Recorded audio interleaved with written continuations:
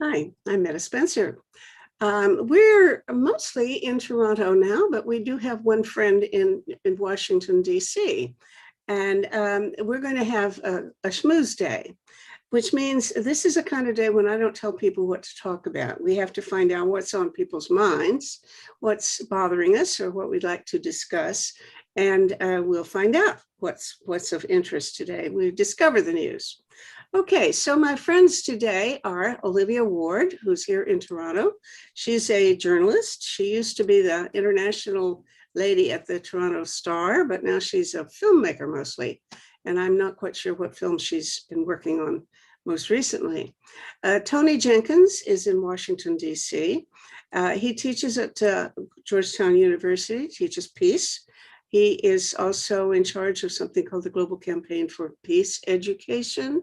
Is that close, Tony, or am I still off? That's right. Perfect. That's correct. All right, fine. Here in Toronto with me, although he's just been on the Ottawa River swimming, he tells me, is Doug Saunders, who's the international affairs columnist for the Globe and Mail. And my assistant, Adam Wynn, is joining us today. Adam is an absolutely indispensable part of my life these days. He was a student of mine a couple of years ago, and I knew a good thing when I saw it, so I hired him. Okay, guys, now that you all know each other virtually, let's see what's on your mind. What would you like to discuss today? Anybody? Olivia, you want to go first? I'll butt in. Actually, I had two things, and I apologize a bit because I realized this is a very wide-ranging discussion panel. But the two things were very briefly, I wanted to ask Doug about his new job or posting anyway in Germany, but also I wanted to ask Tony, I'm very interested in peace building, and we're now at a time when peace is more and more intractable for various reasons. It's, since I was covering wars, even it's become much more difficult to make peace or to even know who you're making peace with. So I wanted to ask Tony, what are the ingredients now for peace building? Okay, so I'm sure Tony will have an answer, but first I want to ask him what he is worried about nowadays. Tony. What am I worried about? That's a great question. Well, I'm lucky to be in a room with media correspondents covering international affairs. And so one of the things that's been of great concern for my colleagues and I has been the U.S. withdrawal from Afghanistan, the huge vacuum that's been created there in terms of security, and particularly the vulnerable situation of women and children. And I wanted to get your thoughts on, and maybe this relates to the question that Olivia has just posed, but what are your thoughts on what can be done to address the situation? I mean, I have some specific thoughts in mind, some campaigning that we're engaged in right now, but it's something that's obviously deeply troubling, and we're really worried about the chaos that is seemingly about to unfold. Yeah, okay. Doug, what's on your mind? Well, I'm definitely interested in the question of what to do about Afghanistan at this point. I think I was not somebody who was posted in Afghanistan for years and years or anything. I did a couple trips there during the war, mostly in the post 2006 period, when it was pretty clear to most observers that it was not going to cause democratic stability or anything like that. We've heard in previous schmoozes of yours, Meta, from people who are looking at the situation for women in Afghanistan, which was the one thing that the advocates of the continued military occupation of Afghanistan spoke up in favor of, even if everything else had returned to pre-2001 levels in Afghanistan. The one thing that got held out during the past decade was that the rights of women and the safety and security of women in Afghanistan had been improved. And I don't think, from what we're hearing from some of the people in Kabul on your channel and elsewhere, is that this is now falling apart as well. So I would like to hear more about that. Okay, Adam, what's on your mind? And Olivia, we've left you off the hook because we need to hear what you're up to as well. Oh, no worry. Yeah. But I still want to hear what you're up to in Germany. Yeah, good. We'll come back to everybody, or I don't know whether we'll get around to everybody, but we'll see. Adam, what's on your mind?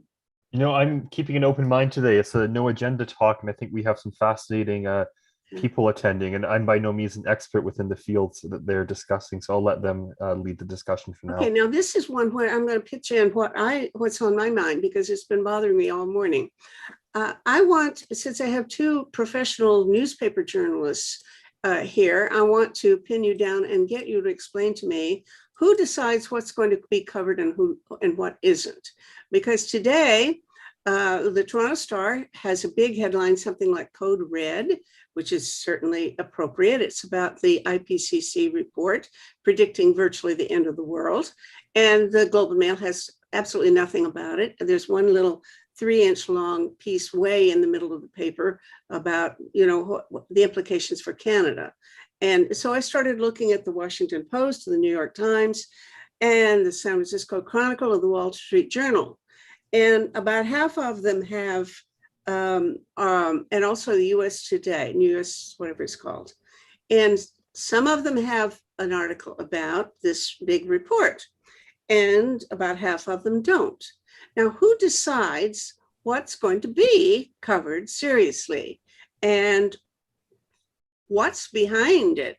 Do you have a theory explaining a general analysis of what determines whether something's going to be covered? Now, it could be a simple explanation, like they released the thing at just the time of day so that some papers could get access to it in time and some couldn't. And maybe tomorrow they'll have it. I don't know. But I would like sometime today for us to answer that. Anyway, that's just a warning that if I have a chance, I'm going to pitch that at you. In the meantime, let's go in the order that we've started. Olivia, you want to know about Doug. So Doug, answer her. What are you going to do in Germany?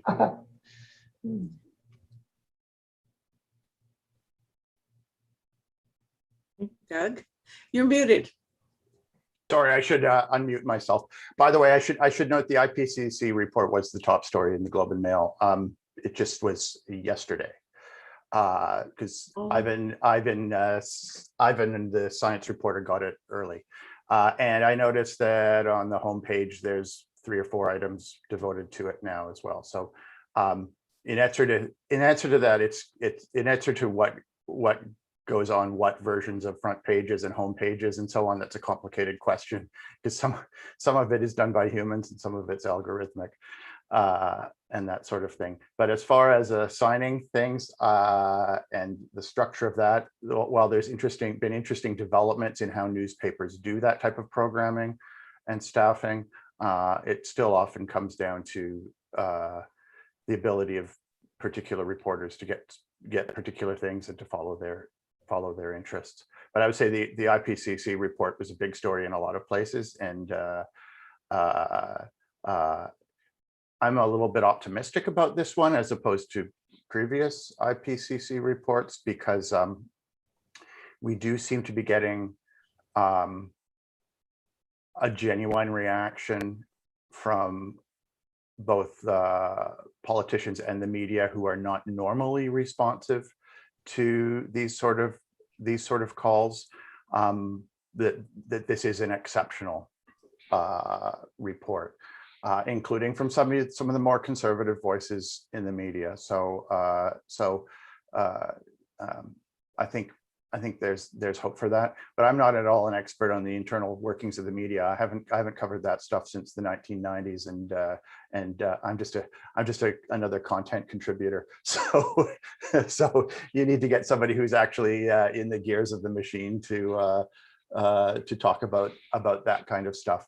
But I should say, any kind of analysis that says what's the top story somewhere, you need to be asking on what platform and what sense, because generally what's the top item on your screen changes hour to hour. Generally the headline on a story, there's 4 or 5 headlines on any story written for different platforms and different places that'll put different emphasis on different aspects of it, and will change as audience responses to it change. So the old idea that you can simply say what's on the top of the front page and how many column inches are devoted to X topic is not a very useful way to analyze those things anymore. What is, I can't tell you though. I'm not the expert in that. Anyway, that aside, I'm returning to Europe. I was on a research fellowship there from middle of 2019 to midsummer of 2020. And I'm doing another extension of that with the Robert Bosch Stiftung, which is one of those big think tanks that owns a corporation in Germany. They have a very interesting structure of charities in Germany, where a lot of the big corporations like Volkswagen and Bertelsmann, which owns Penguin and Random House, and Bosch, which makes the spark plugs and dishwashers, are owned 100% by a charity. IKEA is as well in Sweden, and the Haribo Candy Company is as well. The Haribo is a think tank devoted to interesting issues. But the charity and think tank that owns the Bosch Corporation devotes its work to questions of cities and migration and that sort of thing. And they're very apolitical and hands-off in supporting research. So I've been doing work on the specific urban districts where a lot of the major crises in socioeconomic crises in the world play out. It's sort of been my underlying hypothesis for quite a long time that a lot of what we think of as being national or international crises are in fact localized crises affecting specific communities and specific physical areas. And I'm looking at traumatized areas in cities that have become social mobility traps, places where it's difficult for people to do better than their parents, you could say. And it's become a study of the neighborhoods that were traumatized by COVID-19, because by not really coincidence, the urban neighborhoods that I'm studying in Russia and Sweden and Spain and Germany and Belgium happen to be which are mostly apartment inner suburban neighborhoods, happen to be the specific neighborhoods in each of their respective cities that have had the highest rates of COVID in the city. In fact, you could say almost all the COVID in the city. And that I've written before about how COVID-19 is mainly a disease of the apartment suburbs. And that's overwhelmingly true. So suddenly there's a new life to the field work that I'll be doing, which is that these are people who I was unable to interview after March of 2020, who are in the physical places overwhelmingly most traumatized by the pandemic. And so I'm looking at what are the spatial and political and institutional features in these specific neighborhoods that cause them to be most heavily victimized by both disease and by socioeconomic effects. Anyway, that's a mouthful, but maybe I'll produce a book out of it. Maybe I'll just do some journalism, but I'm just interested in poking around in the neighborhoods at the end of the tram line. Okay. If I can cut in for a second, Doug, I think that's just brilliant. And I hope it does produce another book, because I've been thinking for some time, I mean, even before, of course, the pandemic, that that's exactly what's happening. And you know it, and I know it just from being on the ground.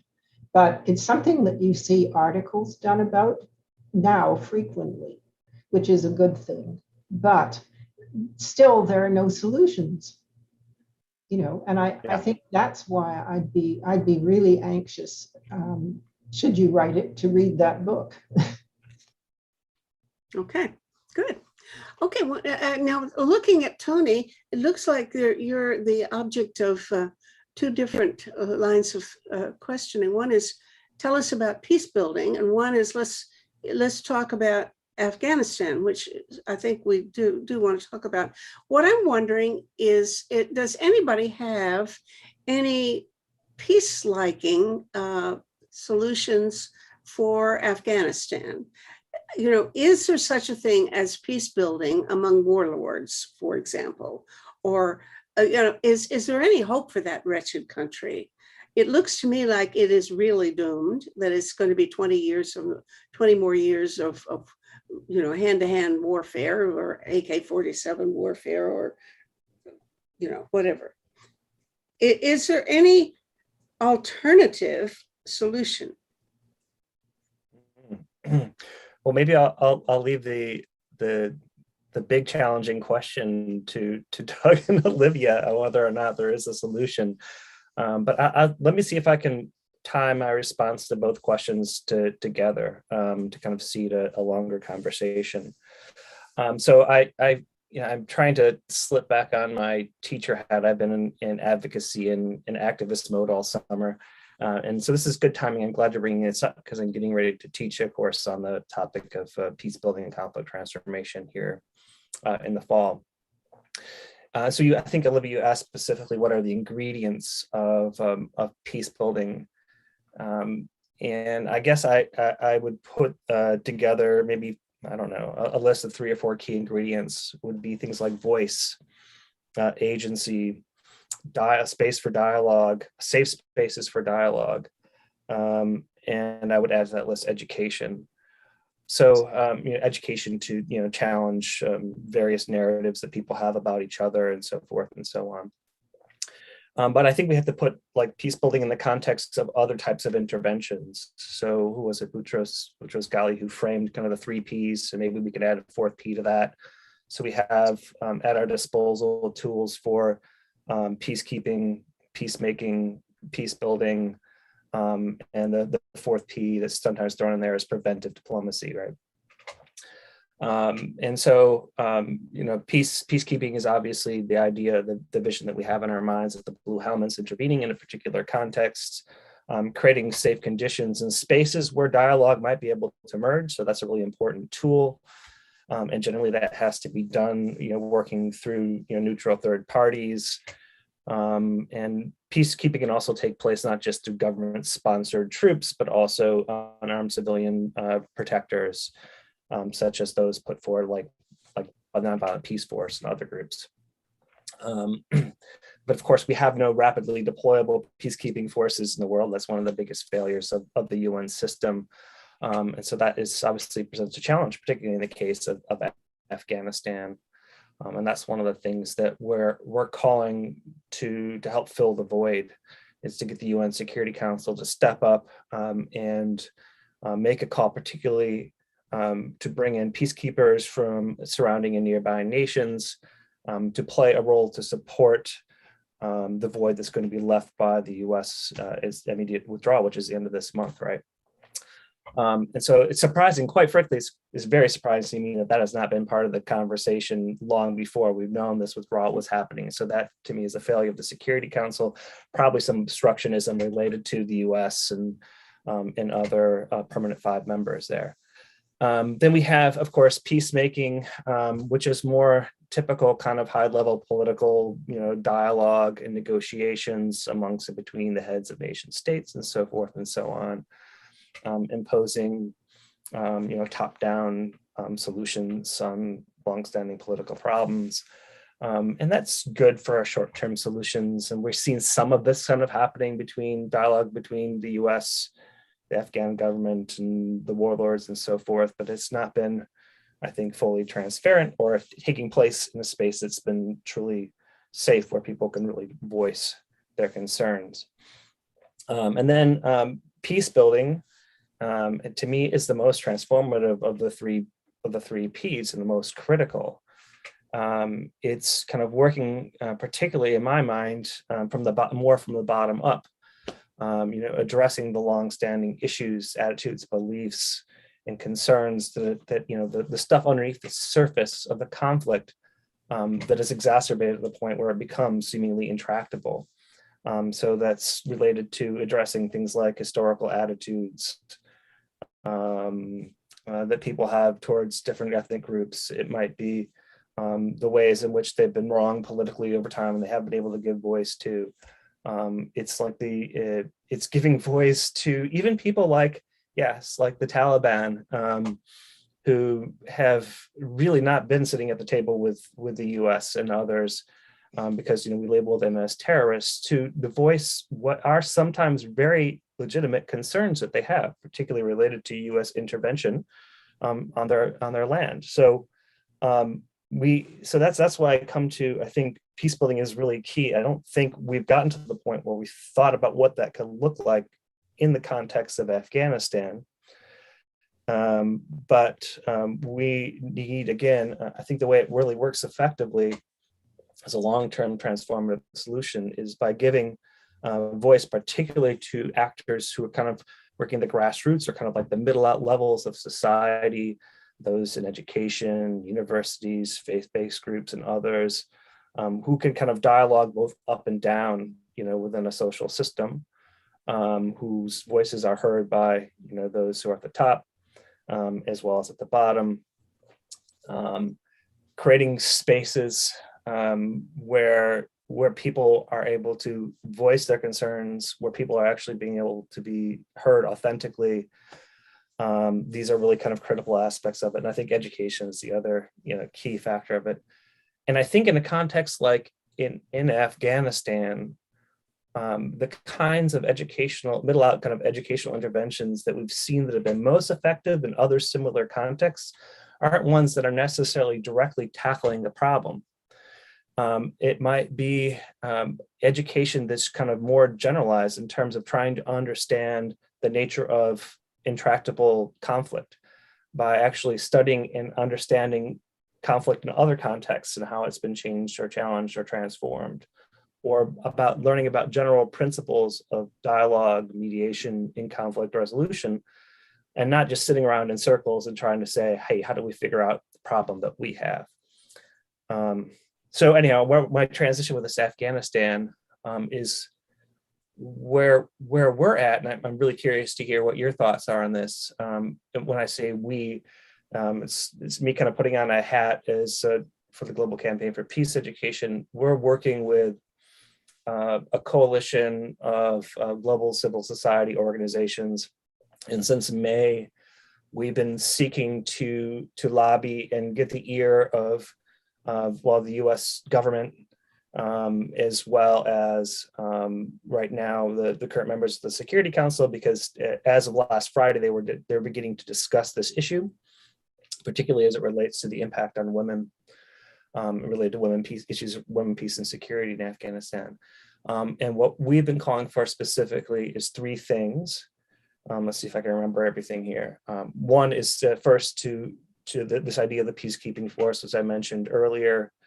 And we believe that's necessary for being able to get everyone to the table to really have an informed dialogue, something more like a peacemaking process. Second, we've been calling for the utilization of UN Security Council Resolution 1325 on women, peace, and security as a tool and as an obligation of nation states to call for this peacekeeping force and others to assure the protection of women and children in particular in the case of Afghanistan. And our third request, well, I can't remember what our third request is. That's pretty good that I remembered 2 out of 3 for today. But that's kind of what we're at now. And it's kind of these early stages. We don't know, what will happen next, but that's our current thinking. I'm interested in that. and there's a lot to work with in there. I would, just as a caveat, steer away from a framework that sees the United States and its NATO allies as having been an occupying force versus the Taliban being an occupied upon Afghan authentic representation. The various organizations that we know as the Taliban are as much of a foreign occupying force, at least in the non-Pashto parts of Afghanistan, as the NATO forces were. In fact, I would, you could fairly legitimately say that they are the face of a Pakistani occupation of the country, and outside of some corners don't have any kind of legitimacy other than being the current occupying force who have to be dealt with in some circumstances. And that creates the trouble that I think you're referring to with dealing with Afghanistan. Is what is the legitimate authority, particularly in the middle, in the administrative areas, in things like education, that you can hook onto and speak of, which is why I think you're right in saying that there needs to be some kind. You can't really imagine it without there being some kind of peacekeeping force, which gets you back into, is that peacekeeping force just ISAF again? You know, Olivia, what do you think about that? Yeah, no, I largely agree with that, Doug. And the first thing that I'm going to say is, that, may sound slightly over the top, but in fact, when you look at stuff on the ground, that this really ought to happen. I think that all the NATO countries ought to open their doors to any female Afghanis who want to get out and can get out of that country, because the underlying war in this country is against women, and women being the proxy for the values that they hate, whatever that is. So women are, especially women who, under the auspices of NATO, have been able to get education, have been able to get into some more prominent positions, even some of them in villages have been able to do that. And it's become a bit of a given that women are on the rise for some time. And then, of course, things very quickly went south with the incursions of the Taliban. But you're absolutely right. The Taliban are not a legitimate force. They're basically terrorists.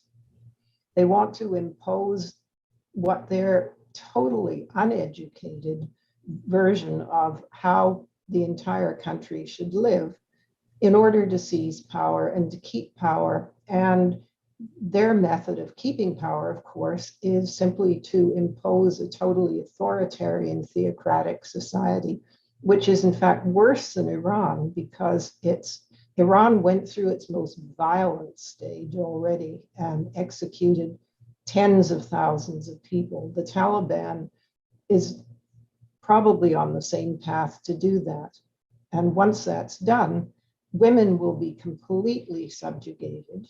Not that men won't, but men will have a bit more freedom than women will. And of course, there'll be recruitment of children. So they aim to change the entire society and turn it back to, I don't know what century. But I think, frankly, from everything I've seen and everything I've read and talking to people who know more intimately than I do, I just think there is no valid bargain with the Taliban. It's a good question. Is there any common ground at all? Adam, you have your hand up. Yes, and I just wanted to say thank you for Olivia for mentioning the situation in Afghanistan, particularly for the women. Meta did a wonderful interview and discussion with Lloyd Axworthy last week, and he specifically mentioned that many refugee women, especially with the pandemic, have been knocked off the queue entirely when it comes to refugee services. And on top of that, they are seeing trends within the Afghanistan context of the Taliban specifically targeting women who are pursuing education, as well as anyone who has had any contact with foreign forces, or anyone that has worked with the United Nations, or anyone that's working for translation services, anything along those lines. So it's very concerning. And he also drew parallels to what we saw with the fall of Vietnam after the Americans pulled out of that conflict, where the victors, in this case, it was the Vietnam forces, targeted anyone that had any association with the colonial or military forces, and in some cases executed them or tortured them. And I'm very concerned about what we're going to see in the Afghanistan context. And the Honorable Axworthy also mentioned that Pakistan is already in the process of closing its borders because there's over 1 million Afghan refugees in Pakistan and the neighboring countries. So where will we see these refugees go? And you mentioned that I think NATO countries do have a responsibility to take more refugees, but how will people in Afghanistan fleeing the conflict even get to those safety areas? So a lot of things going on there right now. Yeah. Let me ask you about, there's an awkward aspect of what we all should be doing, which is to take as many Afghan refugees as we possibly can. In that, while it is the thing to do because it will save lives, it creates a long-term challenge in returning to peace and stability in Afghanistan. And we know this because we've seen it before in Afghanistan. And the earliest example was after the Soviet invasion of Afghanistan. The United States essentially airlifted the entire Kabul middle class and university educated class and resettled them, particularly in the South Bay area, the San Francisco Bay, the area around Fremont, California, essentially was the transplanted entire Afghan intelligentsia and middle class, which is funny because Fremont, California, if you've been there, it kind of looks like the area around Kabul physically. And there were a few of them a few significant people who tried to return after 2001, when it looked like there was going to be stability, and most stayed at best for a few months or a couple of years, and so on. But Afghanistan is becoming one of those countries that is an entirely diaspora country, at least as far as the middle class is concerned. And there's certainly other examples of that, right? I mean, the entire Congolese middle class basically lives in parts of the UK and France and that sort of thing. And there are plenty of conflict-ridden countries where anybody with any education or political influence that isn't extremist is now living abroad. And that creates a difficulty for any long-term stability when the entire middle class of the country is in exile and is absent. And certainly we've seen that in other places. And I'm not arguing that we shouldn't be taking in exiles. Canada is a country that was built by people, middle class, certainly since the Second World War, by the entire middle classes of various countries fleeing and setting up shop in our borders. It's an enormous benefit to have these people. Now, but is there a literature? Is there a tradition in peace and reconciliation studies of dealing with this problem of the interlocutors who you most need to have a stable society being absent and having fled? I think that's fascinating, and I don't know that I've ever read anything about that question. Does anybody else know of any such articles? Tony, do you? No, I'm mulling it over in my head. There's nothing that comes to mind, but I think you're bringing up something really, really important for us to think about. And my mind is wandering a little bit too, just thinking about the complications of the possible refugee crisis there. Yeah, I mean, the refugee crisis is going to shape issues of peace and conflict around the globe in the next 10, 20 years. Climate refugees, others is going to exacerbate conflict in a lot of different ways too. And then you throw on top of that the pandemic shutting down borders, it becomes even more problematic to even consider in this moment what that could look like. And I imagine, most governments, even those that may have had open door, or not open door, but relatively open door policies with squeaky hinges, are probably shutting those doors right now because of those reasons. I mean, even the US, we're not allowing Canadian tourists into our country at this moment. Well, there is a big Afghan refugee crisis, and it's been underway certainly since the beginning of this war, but it mostly takes place in Iran. And a very large part of, so if you talk about the middle classes having fled to Europe and the United States and Canada, the not quite middle classes certainly have fled to adjoining countries. And certainly on the streets of Tehran or Shiraz or Isfahan, the people begging on the streets and the heroin addicts on the streets and so on of those cities are Afghans.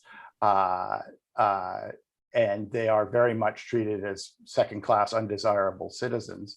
And even as far out as Turkey, you get a lot of troubles with Afghan refugee street people in Turkey being seen as a problem and being often shipped back en masse to dangerous futures and so on. So I think we need to recognize that this problem of exile is not just the elites fleeing here, but is a neighborhood problem throughout the region. Yeah, and that's absolutely true, and it is a huge problem. But I guess the terrible dilemma in Afghanistan now is that if the intelligentsia are left there, which would be nice for them to, sort of form a government in waiting and all that, but these rules really don't apply in Afghanistan now. So if they're left, they're going to be exterminated. I mean, my feeling is, and not even necessarily from Afghanistan, but from some other countries I've seen, is that governments in exile can be cultivated. And that may be where some peacekeeping efforts and peace building efforts can go. Well, that doesn't imply that you think any kind of negotiation or, friendship building measures with the Taliban have any promise. And I have a hard time imagining it. I mean, when I find myself trying to even reach out to, Trump supporters or people that I absolutely loathe, I can't, here I am theoretically a peace activist, and I can't even pretend to be trying to find ways in which we are all on the same team. I just have to say, when there's some people who are beyond the pales for it, I think. Well, except Meta, there is, and Tony can probably talk about this a lot more, there is a tradition in the diplomacy and politics of peace and reconciliation. And I would imagine also in the scholarship around this, which is essentially the rule that you can't really achieve stable reconciliation until you have the worst actors at the table.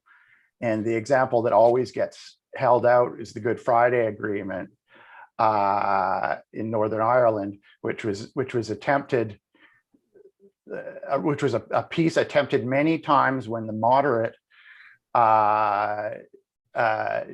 unionist and Republican parties were in power, and failed because the moderate parties didn't control the crazies. And finally was reached when the more extreme parties of the IRA-linked Sinn Féin and the more extremist Unionist Party were in power and allowed a reconciliation, because the people who actually controlled the terrorists were reaching the agreement. And some Okay, people, I some can- people have tried to draw that parallel to Israel-Palestine peace, that maybe it was easier to negotiate when Hamas and Likud were in power, although that did not prove to be an example. So there is a case, but it could be said with regard to the Iran nuclear deal and that sort of thing, that it helps to be dealing with the more extremist branches. So is there a case to be made that the only way to achieve an end to violence, to the worst of violence in Afghanistan, is by engaging with the Taliban, because they are the only ones who actually have the ability to end that violence? In theory, that's an interesting question. I just can't see how in practice, and until, as several of you have said, there's going to be this period of awful bloodshed. I mean, people aren't even reporting out of Afghanistan very much now because it's so dangerous. I mean, the BBC has some of the last remaining crews there, and if you've been watching their stuff the last couple of weeks, it's essentially a bunch of video teams fleeing for their lives across various places and hiding. So yes, but there was an entire dialogue starting in about 2006 or 7 or 8 about the question of talking to the Taliban about whether under the occupation government of Afghanistan, it was necessary to negotiate with the Taliban in order to achieve any kind of lasting peace, even under that framework, when it was assumed that the Taliban would not be under sovereign power in Afghanistan. So I think there's some interesting questions around that, but man, do they ever seem dissociated from the actual on the ground realities right now? You just can't imagine how any sort of peace process would start or continue. But also, I think, Doug, that one of the problems is that when, having followed the Irish peace process, for instance, very, very intimately, you were really dealing with people who were educated. And I mean, the terrorist group, the IRA, were really under the control of Gerry Adams, and who I remember telling me, well, I just had to crack heads, because Gerry Adams and even McGuinness were educated. They educated themselves in the maze, but they were people who valued education and who had sort of political doctrines rather than sheer naked power. But when you get to the Taliban, the whole structure of the Taliban is to be completely uneducated and to accept that they have to live by a completely outlandish ideology that's based on a false premise of religion. And that's something that, unfortunately, I just wish it were otherwise, but you can't negotiate. I mean, and I don't know if you were, but I was at the so-called Afghan peace process outside Bonn. And I talked to some of the people who came, the local leaders, and they were not the hardline Taliban. They were people who were negotiating for their patch. And basically, they wanted to continue leading their patch and to have some kind of representation in a central government. So that was a formula that kind of worked at the time, but it was also under the auspices of NATO. Mm-hmm. Well, I have to say that I think probably maybe Doug's right, that the only way you really get peace is by talking to the people who prefer to have war or are really, really hardline in their point of view, but they are the hardest people to talk to. And if my point was that even if I try to be open-minded and unbigoted, find it impossible sometimes to talk to people I disagree with, how can you expect the Taliban to talk to anybody besides another Taliban? I mean, that's, their point of view is so remote from anything that we would have any common agreements about that it's hard to imagine a conversation. There must be conversation though. And that's another question, Doug. How true is it still that the Taliban are foreigners?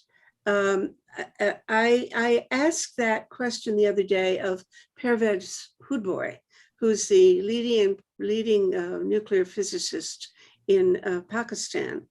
He's very anti-nuclear weapons, and so he's not in good standing with the government.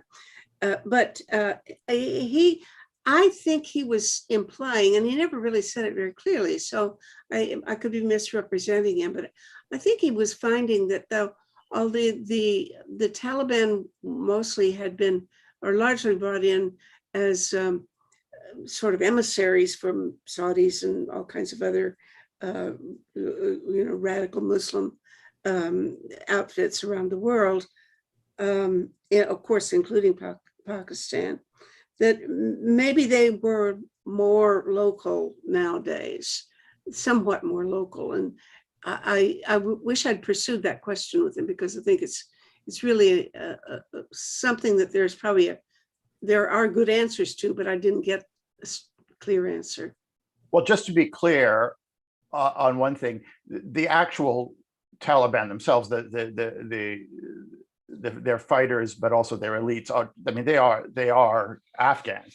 They mostly Pashtun Afghans, and the question is how much political control and clearance they have coming from Pakistan, and to flip it around, how much ability Pakistan would have to rein them in. And I don't know the answer to that. And I hear different answers, including Meta, from people who you've had on that question. But the one consensus you do hear is that the only sort of state interlocutor who could possibly have any influence over the Taliban's course or direction or extremism would be Pakistan. And Pakistan prefers to deny that they have any influence at all. I mean, Imran Khan says, "Oh no, it's not true. We don't have any. We're not really behind the Taliban." And of course, everybody who knows anything just laughs at it. But there you go. And it also depends, I think, to some extent on to what amount of control Imran Khan has over the ISI. Precisely. It's not at all clear whether the government of Pakistan has any ability to control the ISI, or whether Khan and everyone before him lives in fear of the ISI and is threatened. So what are the levers you pull? The United States which has funded Pakistan to an enormous degree, has not done a good job of trying to use that influence to pull levers. Although diplomatically, there have been all sorts of things attempted over the years, but I don't know where the lay of the land is now. I don't know where you dig in. I would like to read something in detail on what the potential levers are. What are the actions you could take if you wanted not to cause democratic stability in Afghanistan, but to prevent the worst? To what forces of incentivization could possibly be applied to the various Taliban factions to prevent the very worst from occurring? You'd think under any normal logic of post-conflict transition that there would be an appetite among them, because the entire economy is so devastated, because there's nothing to build on. But as Olivia says, this is an organization that is premised on the idea that literacy itself is a crime. and that institutions themselves and even economies themselves are suspect. So this is a new kind of challenge, and I don't know if any antecedents from previous post-conflict stabilization efforts even really apply well here. You see it in the Boko Haram. That's the closest. Well, yeah, they're literal. I mean, who are very much inspired by the Taliban and similar groups. I mean, their literal name means literacy is sinful. Yeah.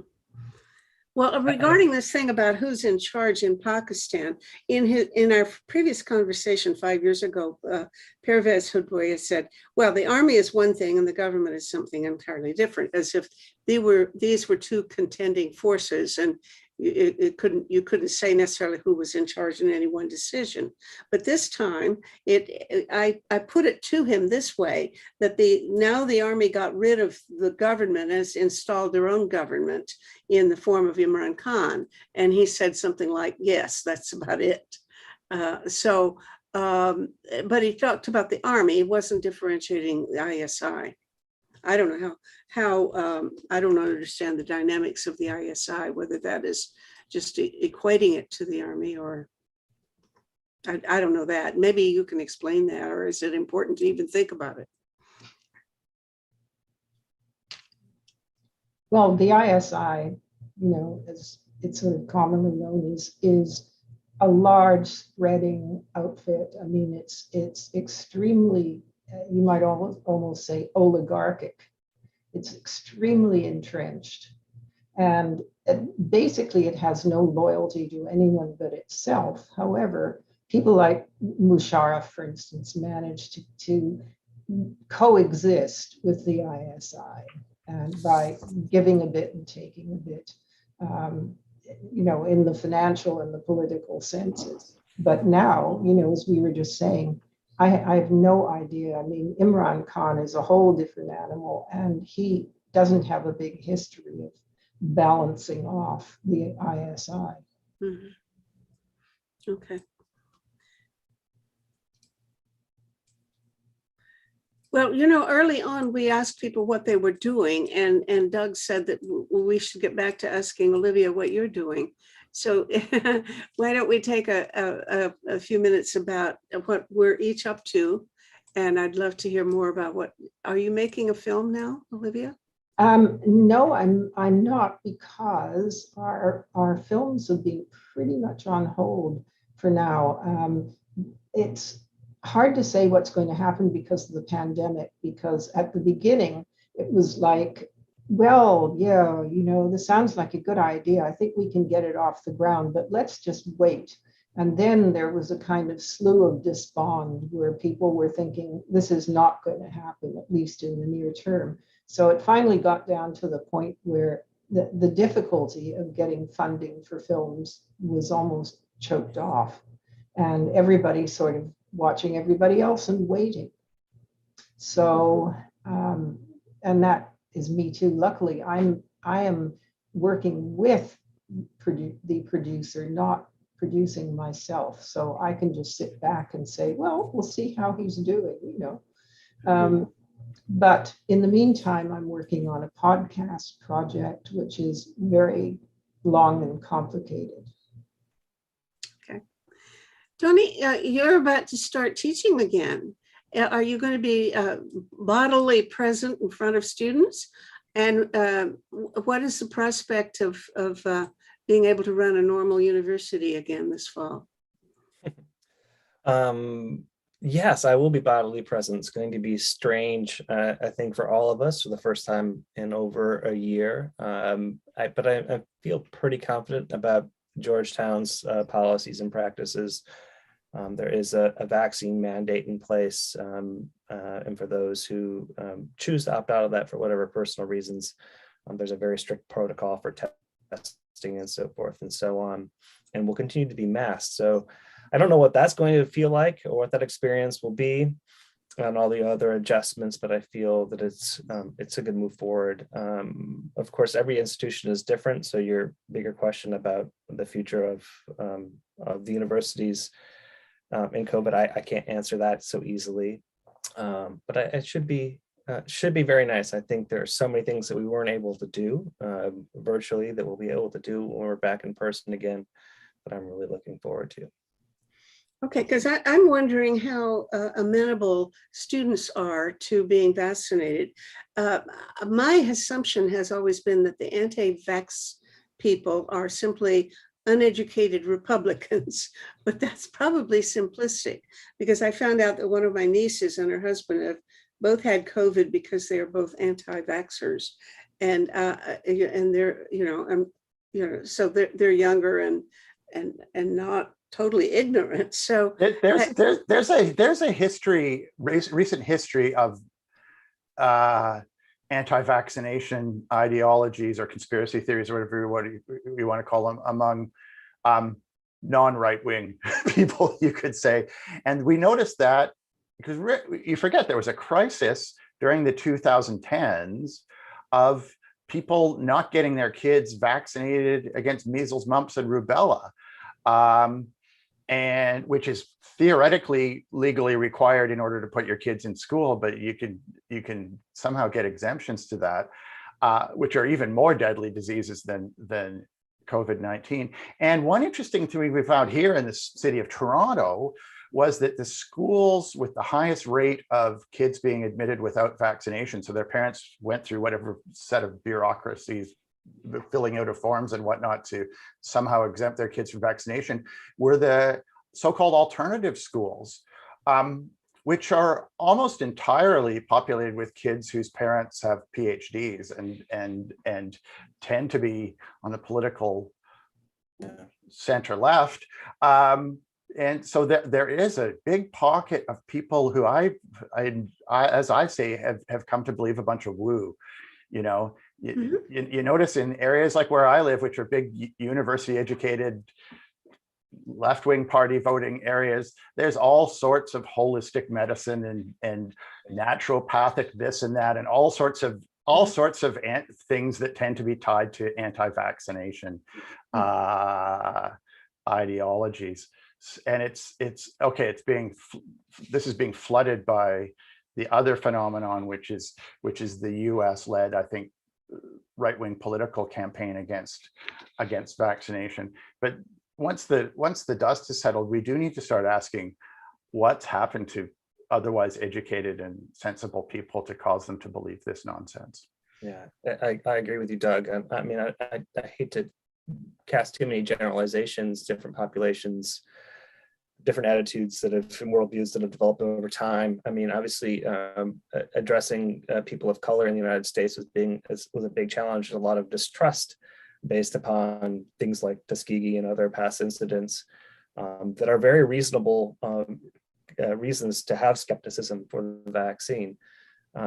So trying to create educational campaigns to target those particular groups is a really important thing. I mean, I think the biggest pocket that's left, I can only speak for the United States, the biggest pocket of the left is definitely the kind of the right-leaning political, I don't know, kind of cult of Trump that is still pushing against vaccinations, even though you get, Governor DeSantis and the governor of Texas are just, they are in la la land right now.